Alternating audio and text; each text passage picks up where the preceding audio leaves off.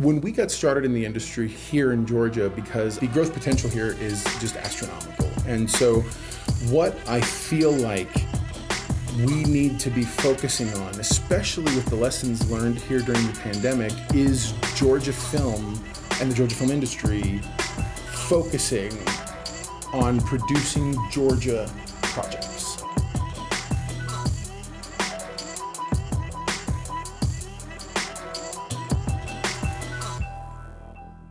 There is a massive amount of dependency on Hollywood and the like. By that I mean Hollywood wants to bring over armies of people here and then go, oh, we just need these little pieces filled in. Right now, the industry itself purports to have somewhere upwards of about 96,000 jobs, at least the industry as the American Film Association is putting out those numbers. But then Georgia's actual numbers from the employment, the actual Georgia Department of Labor, are something closer to 16,000.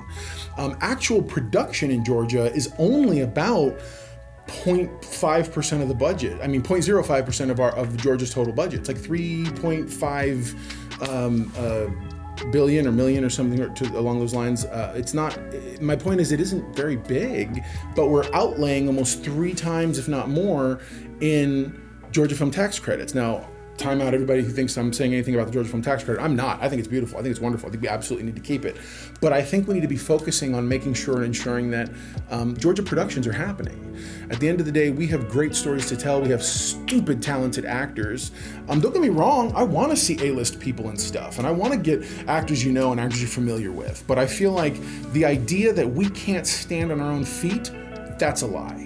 There's more than enough by way of brand integration funds, and there's enough private equity investors here. I mean, we can here in Georgia begin to cultivate an actual thriving film industry. Well, hang on, JT, you must not know what you're talking about. We have a thriving, active film industry. Really? I can only think of a handful of actual here productions. Obviously, Tyler Perry Studios. There are a few others production companies that are here. But at the end of the day, most of the projects that come here come from outside. Have majority of their department heads, their big talent and whatnot here, are not here. And then they bring all those folks here, and then they set up shop. They do what they got to do. They get their tax credit money, and then they go.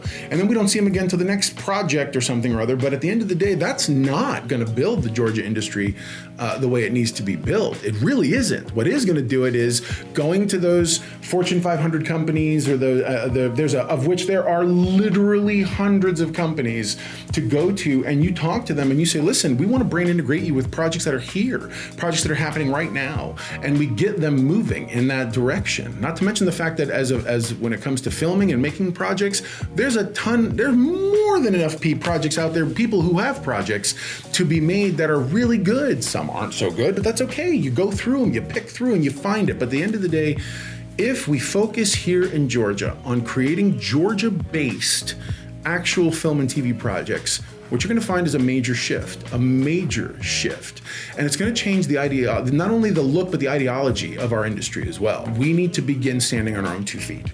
And I really think that's where the bottom line sits, is if we have to consistently say, like we did at the very beginning of the pandemic, where we lost an equity investor for some for some development funds, and now we've had to sit here and work very tirelessly. We've also there was a major disconnect with the brand integration side from California. We'd been talking to about a dozen different companies, all for different brand integration aspects, and ultimately a lot of those pieces of the puzzle fell through in that context. And we've made some other moves to recover from that, but at the end of the day, that is consistent.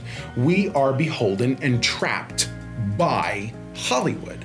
And I don't think that that's someplace that we as Georgians want to find ourselves. Not in the next year, not in the next 5 years, certainly not in the next 10 years, especially when I believe that there are far, far greater days ahead of us than are behind us here in Georgia's film industry. I'm tired of being called the Black Hollywood, Hollywood of the South, Hollywood of the East. At the end of the day, we are Georgia. This is Atlanta, Georgia. I'm in Atlanta, forgive me. But we're Georgia as a film industry.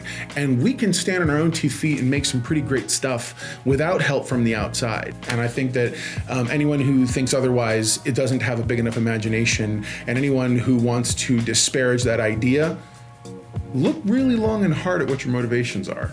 Because at the end of the day, unless you got a dog in this hunt, meaning you have a reason for keeping us not earning and creating and pushing out things without having to go through your gates, I think it's probably just another bad lesson that Hollywood's learned, which is that they can run everything and give others nothing. It's not really fair.